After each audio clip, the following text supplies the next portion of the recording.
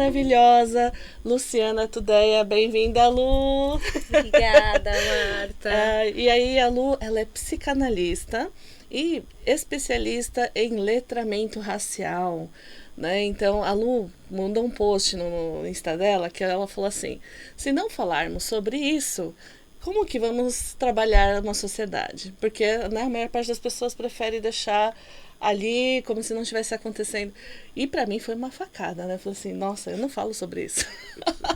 Mas eu pensei, também, por que não trazê-la para falar sobre isso, né? Então, esse post dela deu uma cutucadinha em mim, e aí por isso eu trouxe a Lu para vocês conhecerem, para falar sobre letramento racial, sobre toda a história da própria jornada dela, né, Lu? Conta aí um pouquinho pra gente. Obrigada, eu queria agradecer, Marta, pelo convite, por estar aqui hoje.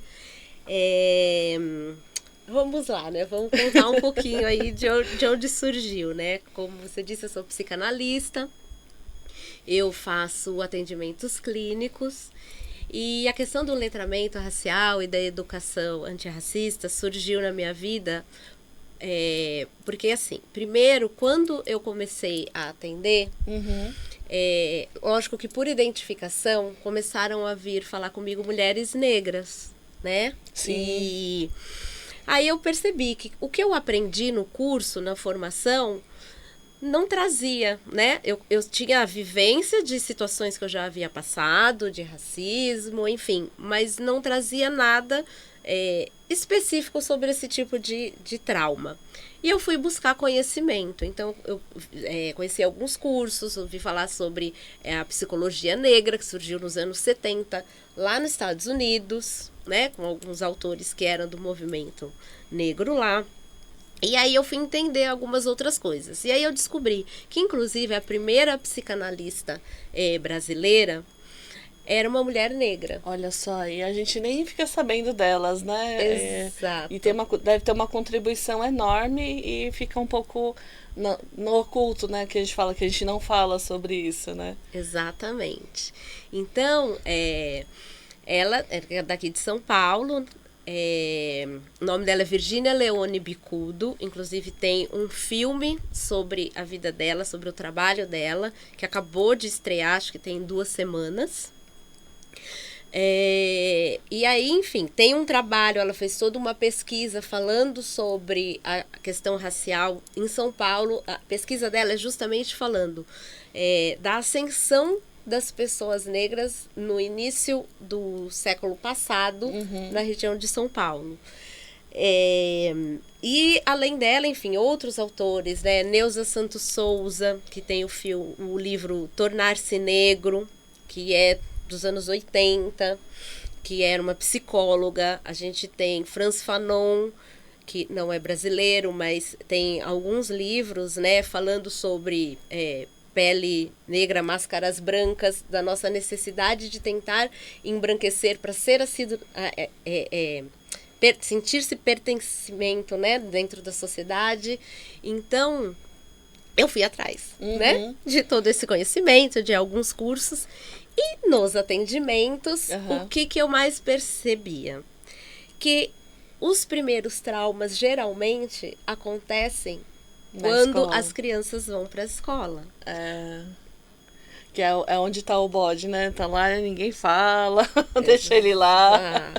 Exato. Porque muitas, né, a grande maioria, enfim, a gente está dentro de vivendo dentro da família. Às vezes acontecem situações dentro da família, óbvio, né? A gente tem muitas famílias interraciais, enfim, a gente sabe de vários casos. Mas dentro da família era um ambiente muito mais controlado. E até a parte de dar o feedback, acho que entre família normalmente é mais direto, né? Você fez errado, não é assim. Né? Agora, quando você entra no ambiente escolar, que tem outras hierarquias, como é que funciona, né? Exatamente. E aí, a hora que a criança chega na escola, aí que ela entende, né? Ela é obrigada a entender, ou eu não pertenço a esse lugar, todo mundo me vê como diferente, né? Ou Enfim, aí são diversas questões, né? Então... E para você, na sua época de escola, como é que foi? Você teve que usar essa máscara mais, você fala, né, embranquecida, né? Não sei como Sim, é se isso é mesmo. correto, mas de apagar características da sua negritude, é isso? Sim. Para você se sentir pertencente, geralmente, a criança, enfim, as pessoas, elas entram num lugar de tentar estar ali, ser igual, né? Então, as roupas, o cabelo, principalmente, eu acho que assim, porque até trazendo um outro conteúdo aqui, o racismo no Brasil, ele é formado através do fenótipo, né? Existem outros lugares que é através da família, que diz que é a gota de sangue. Nos Estados Unidos eles usam isso, né? A gota. Então, você teve um avô, uma avó, então é considerado. Traz essa questão racial. Mas no Brasil, ele é o fenótipo. É o que você apresenta na forma. Na forma, exatamente. Então, assim, são os traços negroides. Então, o nariz, a boca, o cabelo. Então, quanto mais a gente tiver os traços negroides, mais preconceito, enfim, discriminação a pessoa vai sofrer. Então, aí vem toda a questão estética de você tentar, mas né, você não muda, né? Exato, você não muda. Você tenta mascarar para pertencer. Então, parecer como as outras pessoas, usar a forma, o modo, a linguagem, enfim, tudo. Então, isso é muito comum. Entendi. Né? O alisar o cabelo. Quantos anos eu alisei o cabelo? Tinha um sonho de ter o cabelo liso, né? Quando estava passando a novela Agora Vale Tudo, eu lembro que na primeira versão, que eu era criança, eu tinha 12 anos, o meu sonho era ter o cabelo da Maria de Fátima. Ai, né? meu Aquele Deus, cabelo liso, aquela coisa. Então, porque por também a representatividade, né? Então, porque você também não tinha fenótipos, Thaís Araújo, né? Essas mulheres, né, maravilhosas, mas você fala assim, não pode, tem que ser só o cabelo liso, né? Exato. Então, assim, como isso é importante para construir a identidade. Então, quando chega dentro da escola, o que é ensinado? Só referências brancas, a história contada é do colonizador, a história é falada somente de um lado, né? Sim. Totalmente eurocentrada. Então, quando a gente traz a história dessa forma, você não traz outras identidades. E que fazem parte do próprio Brasil, né? Então, do indígena, do negro. Exatamente. E lembrando que a gente tem a lei, né? Tem a lei 10.639/03 e a lei 11.645/08, que é justamente para trazer que é obrigatório nas escolas contar a história afro-brasileira e indígena. Uma lei que já tem mais de 20 anos. E até hoje as escolas não se adaptaram e continua assim, né? Exato. Isso é uma coisa bem interessante. Porque, se você for pensar, a gente foi para o primário havia uns 30 anos atrás. Olha, te dando a nossa idade. Né? E o que mudou daquela época para os dias de hoje? Eu não sei se também é um pouco pela questão do excesso de comunicação, porque tinha muita coisa que há 30 anos atrás era mais escondida, mais velada. Ainda o bode ele estava debaixo do tapete, não tinha nem como falar sobre isso. O que pega mais agora, principalmente na saúde mental dessas crianças? Porque, pelo menos naquela época, eu não ouvia tanto falar sobre esse adoecimento mental das crianças, né, por conta dessas situações. E o que você sente do que está acontecendo, o que tem mudado nesse período? Eu entendo que, assim, hoje, talvez a questão da abrangência, né? Porque é isso. Primeiro, as crianças também não tinham tanta consciência, eu acho, né? Não tinha do que era. Por exemplo, eu demorei muito. Eu vou dizer que assim, o meu processo de tornar-me negra, não que eu não era, porque eu já vivia tudo isso, mas de entender o que acontecia comigo era por conta do racismo, isso é muito recente. Entendi. Então, às vezes você passava e nem percebia que era por aquilo. Que causavam traumas, causavam. Mas, e outra coisa também, não tinha a abrangência que tem hoje. Porque se você vivia uma situação dentro de uma escola, muitas vezes você vivia dentro da sua sala de aula ou expandia um pouco para o que era dentro da escola. Hoje em dia, vai para expande internet, mundialmente, WhatsApp, às vezes. Verdade, né? Verdade. E aí a criança fica desesperada, né? Meu Deus, numa exposição que ela nem queria estar. Exatamente. A exposição, ela é muito mais exponencial. Então, tudo vem exponencialmente junto, né? Por isso que ontem mesmo eu te falei sobre a questão das redes e o quanto a gente tem que entender que rede social, gente, não é para você desabafar, né? Se quiser, procura a psicanalista, procura a Lu, mas não... Tem muita gente que usa a internet para desabafar, eu vou reclamar na internet, vou reclamar lá no Twitter, que não existe mais, agora é o X, mas... É um pouco disso, né? As pessoas elas ainda têm essa imagem de que a internet é um lugar seguro para fazer qualquer coisa. E fala, gente, a internet não é um lugar seguro, principalmente para criança, né? Sim, exatamente. Então precisa, né, do olhar, do monitoramento, e aí também entender, né? Nem sempre é fácil, nem sempre os pais também têm todo o entendimento para o monitoramento. Eles também estão numa situação, né? Nós, né? Enfim, eu sou mãe de um adolescente, nesse lugar de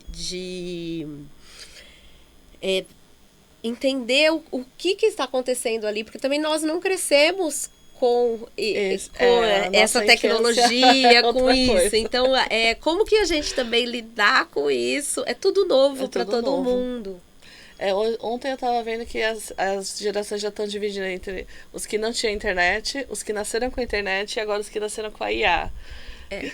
Sim. Então já tem outra mudança, né? Então, e o que isso vai exponencializar, principalmente na saúde mental. Então, por exemplo, dessa questão, porque uma criança ela não está formada 100% para, por exemplo, ela chegar, vai lá, xinga um amiguinho e aí aquilo exponencia, né? Então, como é que você, mãe, vai lidar com esse tipo de coisa? Porque você vai precisar letrar você mesma e o teu filho sobre isso, né? Exato. Por isso que o trabalho, inclusive, feito nas escolas, né? O que eu recomendo e o que é o ideal é justamente isso.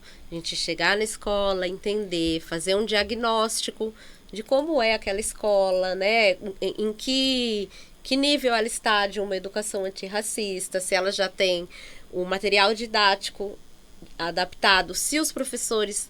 Porque também não adianta só ter um material didático e os professores não entenderem sobre aquilo. Então, assim, quantos professores têm o entendimento para conseguir lidar, mesmo passar a informação, o quanto é importante, não só os professores, mas todo o corpo, né, da escola, todo o corpo docente, e eu trabalho principalmente também com os pais, com as famílias. Sim, porque é como você falou, né, uma coisa que a Lu estava comentando sobre o nosso viés inconsciente. Então, às vezes a gente tem aquele viés inconsciente porque a gente viu muita TV e várias... Né, quantas vezes a gente não viu piadas dessa forma? Gente, tem programas de TV que você hoje em dia não passaria. Os Trapalhões é o primeiro deles, né? Eu amava assistir quando eu era criança. E a gente já é aquilo. Engraçado, então. Sim. Só que agora e a gente tem esse viés inconsciente do que a gente foi aprendendo ali, que parecia que era ok. E hoje a gente percebe que não é ok, não está correto, né? Exato. Então, como é que a gente pode melhorar tanto os pais que cresceram nessa cultura, quanto essas crianças que estão aprendendo com esses pais, mas estão percebendo que não dá para continuar do jeito que está, né? Quantas crianças adoecendo por conta disso, né? Será que isso é correto? Será que a gente vai continuar aceitando essas crianças adoecerem e todo mundo vai... só porque... Né, várias pessoas, é fraca, não tem força, né, coisas do tipo, né? Então, até que ponto a gente não pode criar uma coisa mais saudável entre os próprios alunos, porque às vezes eles refletem o que está na sociedade, né? Sim, Sim, e é isso, né? Quando a gente fala que o racismo é estrutural, é justamente isso, é o que está na sociedade. O Brasil, ele, né, desde sempre, ele foi... que ele não foi descoberto, né? Ok, né? Ele não foi descoberto, enfim, ele foi invadido, ele já foi invadido dessa forma, né? Disseminando os indígenas, né? E aí veio a questão da escravidão, trazendo, e aí eu acho que é isso, é ir trazendo as referências, por exemplo, dentro do próprio ensino, né, nas escolas, e os pais entenderem isso também. Por isso que é importante o letramento. A população negra, ela não nasceu escrava, ela não nasceu dentro... um dia eles estavam... E aí eles nasceram dentro de um navio negreiro e chegaram aqui. Não, eles têm toda uma história antes disso. Sim, verdade. Né? Uhum. Então, para trazer essa identidade, né, para as crianças negras, quando elas estão ali ouvindo a história do Brasil, quando a gente estuda e fala, então, e aí todos os negros eram escravos, você acha como uma criança se sente? É verdade. No momento que ouve isso, que vê isso, a criança que está ali dentro da sala de aula. E ela nunca, né, quando a gente estudou, isso não era falado. O que eles eram antes disso? Quais eram as etnias? Né? Uhum. Como que funcionava? Né? O que eles criaram de cultura? Né? Qual era a cultura? O que era, né? De cada etnia. Inclusive, a gente foi de uma forma em que foi falar, os negros, generalizou. É um continente inteiro. Né? É um continente inteiro. Então, assim, tinham muitas, inclusive quando chegaram aqui, né? E era colocado assim, né? Diversos para que, né, nos locais, nos navios negreiros, nos lugares onde iam trabalhar, que eram de diversas etnias e eles não falavam a mesma língua. Uhum. Então, a ideia era justamente colocar ali para que eles não pudessem falar, né? Ter a comunicação para não se juntar. Porque hoje a população negra é 56% no Brasil. Teve momentos que tinha tanto escravizado no Brasil que chegou a ser quase 80%. Uau. Então, assim, se juntassem, acabou, né? Então, eu acho interessante dizer que é minoria, né? Porque 56%... é mais que 50%. Então, exato. Né, tem alguns vieses que são bem sutis, né? Então, tipo, lei para minorias. Mas, gente, não é para minoria, é para uma etnia. É diferente. Né? É que a gente fala assim, grupos minorizados. É que não é minoria. Ele é colocado num lugar minorizado. Aí faz sentido. Agora, né? quando o pessoal fala... Porque muita gente fala minoria, né? Fala assim, mas, gente, se tem 56%, não é minoria. Né? Então, aonde que acontece ali que, né, vai transformando isso para ficar menor do que deveria ser de fato? Né? Porque isso também é histórico, né? Enfim, os negros foram desumanizados, foram criadas situações em que acabassem com tudo que eles tinham criado, né? Que a gente diz que o apagamento. O apagamento, exato. Então, tudo foi apagado, então só existe dali para frente. E aí foram criadas teorias em que diziam que não tinha capacidade intelectual, né, que o cérebro era diferente, para desumanizar, porque quando a pessoa ela tem essa diferença, ela não é um humano. Entendi. Né? Foi para desumanizar. Então eu posso escravizar, então eu posso fazer o que eu quiser. Não é humano, é um bicho. Entendi. E é esses vieses que a gente ainda leva... traz até hoje. Até hoje, mesmo que a gente saiba que é um horror, né, na verdade. Mas fica ali, né, no nosso inconsciente coletivo lá atrás. E aí, como que a gente lida com esse bode agora, né? Então, qual que é o letramento até que cada um de nós precisa fazer, né? Sobre isso, sobre o que carrega, né? Exato. Então, é assim, eu costumo dizer que é importante a gente ter a intencionalidade, né? Como você disse, você ouviu, né? Viu meu post falando... deu uma cutucadinha, a Lu, só deu lá... Vou chamar ela para falar. É preciso falar, né? Sobre sobre o racismo. É preciso falar. As pessoas não querem falar, né, a palavra a negritude, a branquitude. A gente precisa, e aí trazendo a parte, né, da psicanálise, a gente precisa nomear para entender o que é. Uhum. Né? Porque se fica tudo uma massa só, não tem como lidar, né? Enquanto você não traz a classificação, né, do que seria. É igual quando você não sabe o que é a sua doença, né? Exato. Quando você não sabe o que é a sua doença, você não tem como tratar, né? Então, a gente precisa, né, trazer isso, nomear, falar. Então, quando, né, eu falei que você falou, me cutucou. É isso, é a gente trazer a intencionalidade, falar, caramba, isso não está sendo falado, né? O professor ter a capacidade de chegar dentro da sala de aula, né? A própria escola propor situações de roda de conversa, entender. A gente fala muito, né, sobre a questão do racismo, a negritude, e aí chegar e falar assim, gente, e o que é ser uma pessoa branca? Alguém aqui já pensou em que momento você se entendeu como uma pessoa branca? Né? É difícil. Por quê? Porque é pensado como o normal, né? A pessoa branca virou o normal. Então, você nem pensa sobre a sua racialidade. Então, assim, quando fala, um recorte racial, a gente sempre pensa no negro, no indígena, e a pessoa branca não se coloca nesse lugar. Já que foram os brancos, porque não existe, né? Cientificamente não existe a questão da raça. Isso, uma né? coisa, é raça humana. É uma coisa que acho que foi gerada através desses conflitos exato. históricos. Foi né? a própria branquitude que racializou.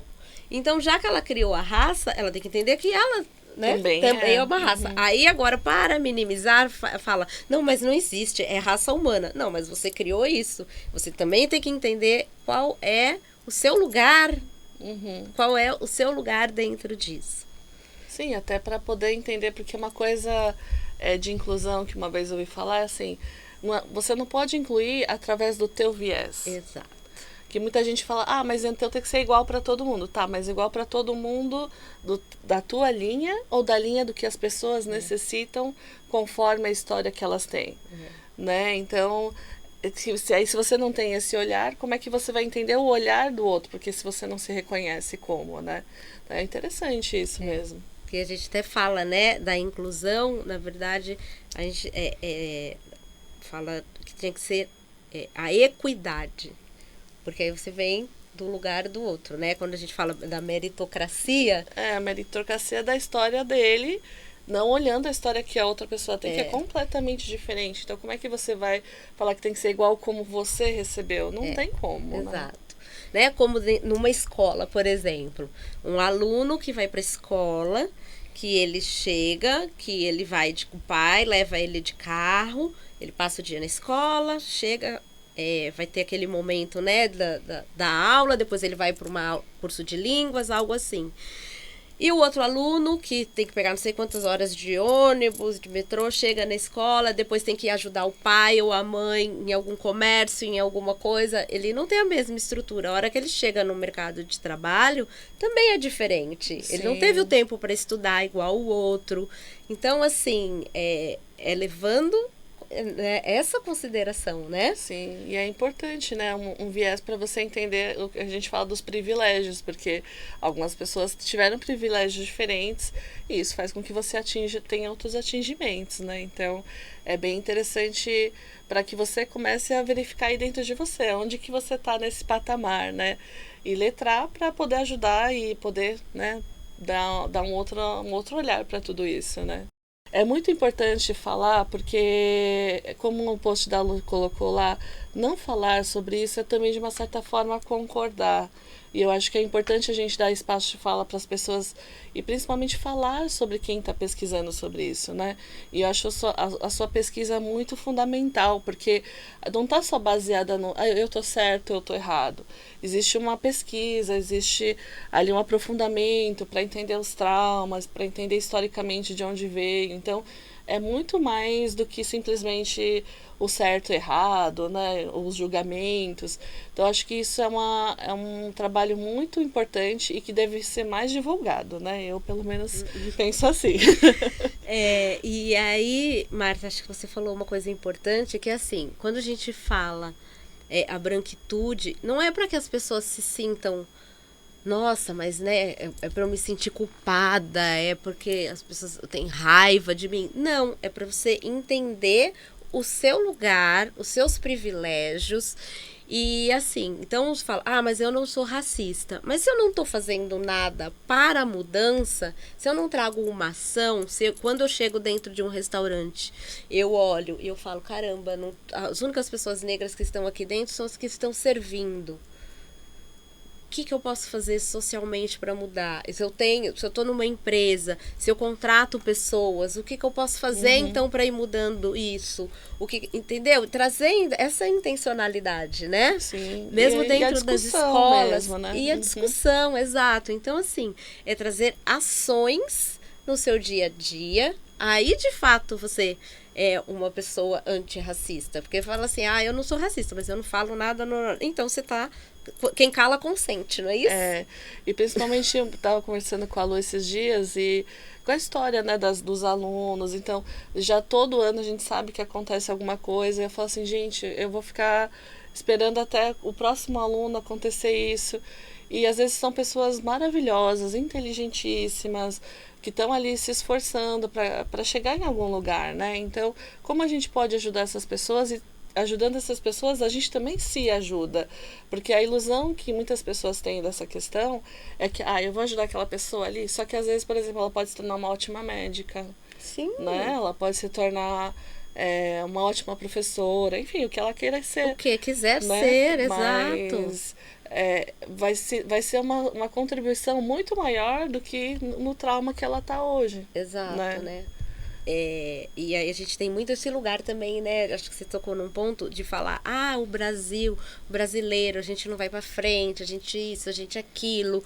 Só que se eu penso que a maioria dos brasileiros, 56% da população é negra e é colocada nesse lugar de menor, né? De não saber como que a gente vai crescer como país. É por isso que eu falo, não, gente, vocês precisam estar no potencial máximo de vocês também. Se a gente não traz todo mundo junto, né?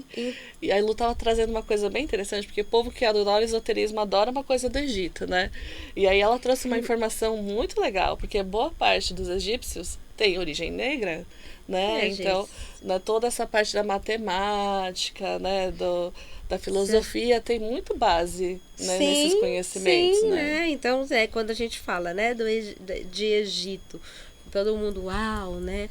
Mas se você for ver toda a tecnologia que existia, toda a tecnologia, né, para a época que existia na África, principalmente norte da África, já existia muita, a gente fala disso, né? Onde que surgiu a matemática? E isso não é ensinado nas escolas também, né? Então, e aí faz parte desse apagamento. Quebrando esses paradigmas, né? Que foram construídos exatamente para a gente ter esse viés ali que não é um viés correto. A gente precisa quebrar esses é como se fossem umas personalidades, né? Umas imagens que foram os geradas. Estereótipos mesmo, né? Os estereótipos que foram gerados, né? E como às vezes na nossa geração ali, né? Quando muita coisa ainda era aceita, a gente foi criando estereótipos através, né, dessas piadas que não são engraçadas. Eu só queria ser engraçado, sabe? O racismo recreativo, isso, né? não engraçado quando os dois riem, tá? Não é engraçado só porque um tá rindo e o outro tá triste. Ridicularizando o outro, né? Então, esse lugar também, que aí as pessoas falam que é bullying. Mas existe uma diferença, né? Não falando que o bullying é uma coisa legal, muito pelo contrário, né? É gravíssimo. Só que o bullying, ok, mas quando a gente tá falando ali da população negra e tá rindo do fenótipo, né? Ou desses estereótipos, isso é racismo. E lembrando que o racismo, hoje no nosso país, ele é um crime. Tá na lei federal. Tá na lei. Então, assim, também... né, trazer esse contexto e racismo recreativo é crime. Então isso é importante para você entender e começar também a trabalhar, porque é uma coisa que muitas vezes foi muito aceito no passado. Então, até para as pessoas começarem a falar, nossa, por que era aceito e agora não é mais? Né? É um mimimi, agora é muito mimimi. Quando você fala, é muito mimimi, né? Então, é porque não dá em você, amigo. Se doesse em você, você não é igual parto de mulher, né? Ai, essas mulheres, né? Se o homem tivesse que passar por parto. Né? Então, seria outra história. É outra história. Mas é isso, assim, então... eu acho que o seu trabalho ele é fundamental nesse aspecto de mudar o estereótipo, né? Não é só falar assim, olha, gente, não briguem. Porque muitas vezes as pessoas têm a ideia de que antirracista é isso, né? Tipo, olha, gente, não vamos brigar, vamos fazer aqui uma paz mundial. Só que tem muito mais ferida pra dentro, né? Não é só uma questão de vivermos em paz, né? Mas... quebrar um silêncio de, 1.500 anos? Então, acho que assim, também, Marta, tem uma outra, até, né, trazendo um pouquinho aí a questão para a escola, alguns trabalhos que eu já fiz, né? Vou até contar uma situação aqui que foi muito, muito bacana. Eu fiz um trabalho num colégio, 2 anos atrás, e que foi um trabalho assim de um ano inteiro, né? Então a gente fez o diagnóstico, fizemos conversa com os professores primeiro, letramento com os professores, com os alunos, e trabalhou-se sobre o tema durante o ano inteiro. No final do ano, a feira cultural, inclusive, foi toda pensada em África, em população negra, afro-brasileira, e mais, então foi bem bacana. E em uma das conversas, em uma sala de aula, a gente foi conversando, passei, né, um pouco de história, algumas provocações ali para os alunos. No final a gente sentou numa roda de conversa, e aí fomos conversando, tal, e aí falou-se de cabelo, e aí eu contei, né, a gente sentou, eu falei, olha, eu alisava o meu cabelo até tantos anos atrás, quando eu estava no mundo corporativo, porque aquilo, eu tinha um entendimento que, né, inconscientemente, que aquilo me fazia pertencente àquele local, e depois que eu saí eu fiz a transição, tal, e aí um dos meninos falou, poxa, minha mãe é uma mulher negra, ela tem o cabelo cacheado, e na empresa onde ela trabalha ninguém não aceitam que ela não tem o cabelo liso, ela tem que alisar. E tinha uma menina, ela estava bem silenciosa, ela era uma menina negra na roda de conversa, e ela estava bem pensativa. Eu reparei, prestei atenção, e a gente continuou lá a conversa, e ela ficou bem no cantinho dela. Quando depois que teve a reunião de pais, a diretora entrou em contato comigo, depois, enfim, a gente numa conversa, e ela falou, Lu, eu preciso te contar uma coisa. A menina era de um casamento interracial, a mãe era branca e o pai negro. E aí a mãe veio relatar que ela tinha ficado muito feliz com o que tinha acontecido, porque a menina sempre teve uma questão com o cabelo. Olha só, de querer o cabelo liso, né? De alisar o cabelo, porque ela queria parecer a mãe, que ela queria ter o cabelo da mãe. E a mãe sempre elogiava, mas seu cabelo é bonito, tal, não sei o quê. E aí, depois da palestra, a menina, da nossa conversa, enfim, do trabalho, a menina chegou pra mãe e falou assim, mãe, agora eu não vou mais alisar, não vou mais fazer escova no meu cabelo, eu quero usar o meu cabelo cacheado. Ai, que lindinha, muito fofa, né? Então, assim, como é importante a pessoa entender, trazer a identidade dela, ela se reconhecer em outra pessoa que ela admira. Se reconhecer uma identidade positiva, não negativa, que foi trazido pra gente a vida inteira. Inconsciente, né? E como isso faz diferença, porque é isso que você falou. E aí, quantas potências a gente tem que é jogada porque não é, né, trazido, não é valorizado. E eu sempre conto da história dos dragões. Tem o dragão aquamarino, acho que já contei essa história pra você, que ele desceu na Dragons quando a Ana atendeu uma mulher negra que ela era a primeira negra que se tinha formado em arquitetura no Brasil. E ela exatamente tinha esse ponto que você comenta sobre a dificuldade dela em aceitar como ela era para se ver arquiteta. Porque aquilo que você falou, você espera um arquiteto, você espera um homem, 50 anos, né? E aí, como que ela conseguia ter essa força de se ver arquiteta e se apresentar como arquiteta, né? E aí eu vejo muito a Aquamarina ajudando as pessoas que têm essa questão, exatamente porque a potência está em quebrar esses fenótipos mesmo, principalmente dentro da gente, né? Sim. Porque, poxa, por que eu não posso ser atendida por uma médica negra? Por que eu não posso ter uma professora negra? Por que eu não posso ser atendida por uma psicanalista negra? Né? Então, o que dificulta dentro de mim para poder permitir que todo mundo tenha a sua potência, né? Principalmente a questão dos negros, né? Porque aquela história, o que passou a gente não tem como mudar, mas a gente não pode continuar. Exato, né? O que eu faço daqui pra frente? Tá bom, não fui eu que fui lá, vou colocar no navio negreiro. Mas hoje a gente ainda tá vivendo isso. E o que eu vou fazer de diferente? Não, o que eu posso fazer dentro ali do meu universo, né? Então, a gente estava comentando, às vezes você faz parte de um clube, você quer levar uma palestra para discutir sobre isso, você tem um grupo ali na sua igreja, um grupo na sua escola, né? Então a Lu também faz atendimentos, faz, né, consultorias, ela faz todo um trabalho ali com toda a equipe para entender como fazer todo esse processo. E aí, se você sente que é para você, onde que as pessoas te acham, Lu? Tem o meu Instagram, que é @LucianaTudeia, que é o meu sobrenome. É T de tatu, U, D de dado, E, I, A. Luciana Tudeia. Pode entrar no meu Instagram, entrar em contato, através do meu direct, através de mensagem. Né? E aí, se você sentir, porque fala, Lu, eu queria fazer um projeto lá para minha escola, para apresentar. Porque acho que é um pouco isso, sabe? A gente começar a movimentar para que as coisas melhorem. E se a gente esperar que só um grupo faça, a coisa não vai acontecer, né? Então a gente precisa se movimentar como um todo. Eu entendo hoje que cada pessoa que melhora e fica bem e consegue chegar na sua força maior, ela sempre é uma somatória, né? Ela sempre ajuda mais. E a gente sair desse lugar menor que, não, para eu ser poderoso eu preciso diminuir, né, as pessoas, diminuir. Não, é o contrário. Potencial máximo são todos que precisam chegar. Então, não adianta eu só chegar e o outro não, né?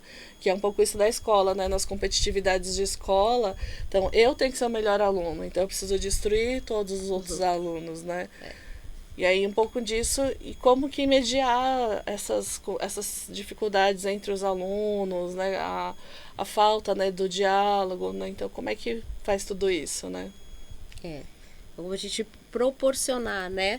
Trazer isso, né, dentro das escolas, assim, trazer, a gente ter grupos, né, eu gosto que a gente pode, o que é interessante, criar grupos dentro da escola, né, pensando sobre o antirracismo, e aí grupos, grupo diverso, e que o grupo tenha tanto professor, quanto aluno, quanto pais, né, pra gente trazer ali todo o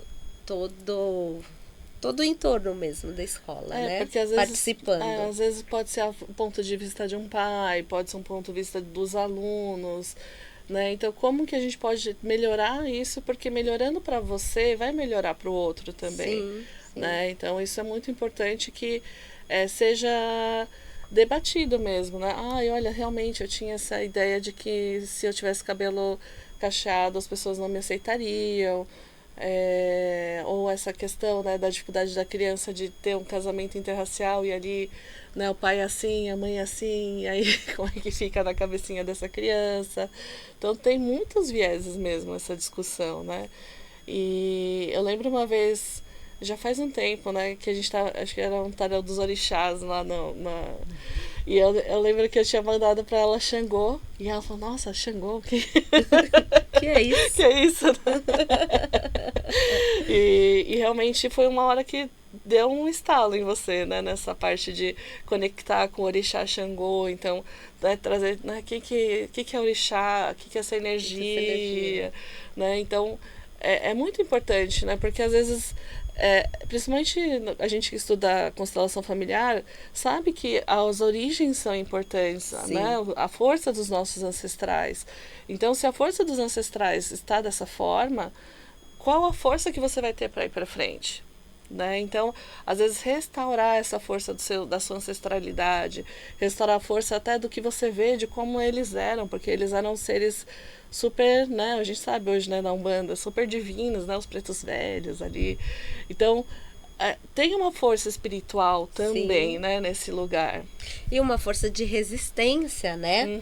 Porque, gente, se a gente está aqui hoje, é porque imagina, dentro da situação que eles viveram, o quanto eles tiveram a capacidade de se organizar ali para resistir. Sim, isso né? É fundamental. O quanto trouxeram, através da cultura, através da própria religião, da espiritualidade, né? Que eles eram obrigados a virar católicos, mas não, por isso tem o sincretismo, né? Na Umbanda, mas eles não deixaram a religião deles, né? A religião, enfim, as religiões que existiam, que eles trouxeram, né? As de matriz africana. Isso. Exato. Então, assim, como que eles conseguiram, de alguma forma, continuar cultuando aquilo que era importante para eles. E aí chegar até hoje isso aqui, né, e com essa força que tem, né? Porque a gente sabe quanto é o trabalho do candomblé, né, da Umbanda, e é graças também à raiz africana. Então tem uma força muito, muito importante aí nesse lugar, né? E também entender, né, que o nosso país, ele foi constituído através da população negra. Enfim, a construção do país foi toda... Os prédios não subiram sozinhos. Inclusive, culturalmente, né? A cultura do nosso país, a culinária, veio toda, né, da questão. Então, assim, existe foi um apagamento, uma ilusão de que não é, mas foi a base, né, enfim, tudo vem daí. E então, assim, quanto é importante a gente trazer isso, essa conversa, né, essas informações, que hoje a gente está falando assim, mas enfim, trazer todos os conceitos, né, e é um trabalho base de uma forma estruturada, assim. Sim, aí se você quiser entrar lá no Instagram da Lu, a Lu fala direitinho, ela dá uns cutucões em você. Para realmente trabalhar isso dentro de você, porque eu acho que é interessante que se fale disso não só por pessoas negras, mas também por toda a sociedade, né? Eu acho que isso é importante. Sim, né? E que é, né, do livro da Djamila Ribeiro, quando ela fala de lugar de fala, não é assim, eu não tenho um lugar de fala para falar isso. Sim, você tem o seu lugar de fala, você tem um lugar, o seu lugar, da sua forma. Você não vai falar, como você falou, eu não tenho como falar sobre a sua dor. Eu não vivi a sua dor. Mas eu sim posso falar da forma que eu vejo, né? Eu acho que do seu lugar você traz a sua perspectiva. Sim, e aí quanto mais isso for trabalhado para que a gente possa quebrar esse viés inconsciente que carrega, para dar força. Imagina, com 56% do Brasil mais forte, oxa, e aí ninguém segura. Né? Então, com tanta potencialidade, né? Uma das pessoas extremamente inteligentes e que, enfim, dentro desse lugar da meritocracia, acaba não tendo a oportunidade, acaba não tendo, né? Então, assim, não adianta a gente também querer cobrar das pessoas de uma forma igual, porque não tem como, e aí o que eu faço para tirar as pessoas também desse lugar e para mostrar a potencialidade delas, né? É isso aí. Lu, você quer dar um recadinho para as mães aí que estão angustiadas para entender como que elas lidam com essas questões na escola? Às vezes, ou é a mãe que é negra que trabalha, né, ali, ou é uma mãe que está vendo toda essa situação acontecer, mas também não sabe o que falar. O que você diria, um recadinho final para essas mães? Eu acho que assim, a gente trazer trazer esse lugar de potencialidade, sabe? Trazer, acho que para as mães negras, né? Trazer ali para os seus filhos um fortalecimento, né? Da sua questão, da sua saúde mental, trazer um fortalecimento, mostrar o quão bom, quão potencial, quão bonito, o quão incrível que eles são. Trazer toda a sua força. E as mães brancas, enfim, a questão, né, da branquitude, é mostrar que eu tenho um lugar de privilégio, né? De onde eu estou, eu tenho um lugar de privilégio. E como eu posso fazer isso diferente, né? Eu, como uma criança branca, se eu chego dentro da minha escola, chegou uma criança negra, eu vejo um outro fazendo bullying, o que eu vou fazer? Né? Eu vou acolher aquele que está passando pela situação, eu vou rir, eu vou, né? Eu vou chamar um responsável. Qual é o seu papel também, né? Dentro daquela situação. Né? E realmente começar a falar sobre isso, né? Porque exato. Isso acontece em todas as escolas, empresas. Aliás, também se você tem uma empresa, quer melhorar esse aspecto na sua empresa, trazer gente incrível, né, para tua empresa, não só porque, ai meu Deus, né, não, gente, você vai trazer gente incrível para tua empresa, né? E aí a grande questão também não tanto dentro da escola quanto dentro da empresa, é você colocar a pessoa lá dentro e não preparar.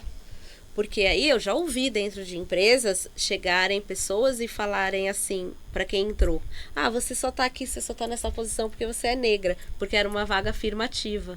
Então só que isso não, ela tinha uma potencialidade, ela não tá ali por conta daquilo. Então, assim, é bem complicado. Então, assim, precisa desse letramento, porque senão você vai minando. E, né, e aí as oportunidades, aquela pessoa que podia florescer acaba minguando por uma coisa que não tem nem a ver com a capacidade dela, né? É só puramente pelo esse viés inconsciente que faz com que a gente destrua as pessoas por nada, porque você não ganha com isso, a empresa não ganha ganhando, com isso, né? Acaba ganhando, porque é isso, é aquilo que você falou, né? Você derruba o outro para você. Aí você subir, né? Mas assim, o ideal é que, né, você corte, né, esses comportamentos nas empresas, né? Então, a Lu também faz consultoria para empresas, também para vagas afirmativas, né? Mas também para preparar as pessoas para receber. Então, não é só simplesmente, olha, então tá aqui, vamos fazer um concurso, ou vamos fazer uma prova, mas também trabalhar o ambiente para que essa pessoa seja integrada no ambiente, né? Acho que isso é muito importante. Sim. E até porque muitas vezes, né, é justamente isso. Às vezes é a pessoa, a única, né? Quantas e até hoje, quantas vezes, né? Você chega, eu fui a única negra dentro de uma sala de reunião, eu fui a única negra dentro daquele espaço, até em escola, porque assim, eu venho de uma família muito simples, enfim, minha mãe é empregada doméstica, minha mãe é analfabeta, meu pai metalúrgico, mas eu morava num bairro, morava numa coisinha desse tamanho, mas era num bairro, morava na Aclimação. Então eu estudei em escola pública, mas na Aclimação. Então assim, era uma escola que tinha um pouco de tudo, mas o quanto é também você ser né, a única negra ali do espaço. Né, ser a única pessoa ali. Então assim, como é que a pessoa se sente, quem está ao redor, né? E aí, tem uma coisa que eu sempre fui muito falante, desde muito pequenininha. Eu lembro da minha mãe falar tudo, e chegou um momento da minha vida que eu só aceitava os outros, eu me calei. E eu ouvi uma frase uma vez, ficou muito marcada para mim, que foi assim: será que a pessoa, você é realmente tímida ou você foi intimidada? Então fica essa dúvida, né? E aí, gente, se vocês quiserem saber muito mais sobre a Lu, se você quiser que ela volte pra gente, manda uma mensagem lá pra gente no @Hatter_Spaco e nas redes sociais da Lu, na Luciana. Luciana Tudeia. Isso aí, pessoal. Gratidão, Obrigada. pessoal. Até mais. Tchau, tchau.